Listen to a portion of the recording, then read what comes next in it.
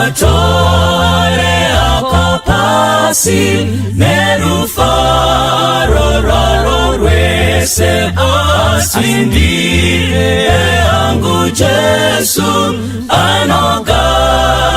narini sititagezakatama nerudo rorukuru rununu rwakakomba chitito cheupenyu ungatolea kopasi undipe yangu Jesu anondinyaratamweya naye ndinozoimba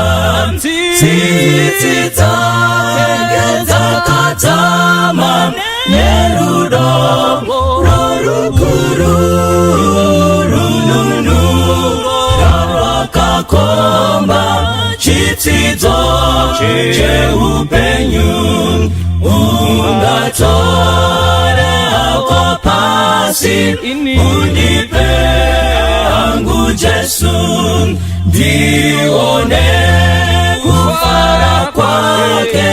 kondifata munzira sititagezakatama nerudo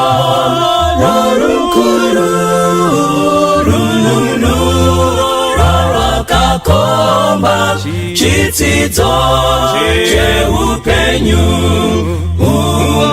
ungatolea kopasi undipe yangu Jesu ndinosimbira mchinjiko dakara ndimuone sititagezakatama nerudo rorukuru rununu rwakakomba chitito cheupenyu sititagezakatama nerudo rorukuru rununu rwakakomba chitito cheupenyu rununu rwakakomba chitito cheupenyu rununu rwakakomba chitito cheupenyu rununu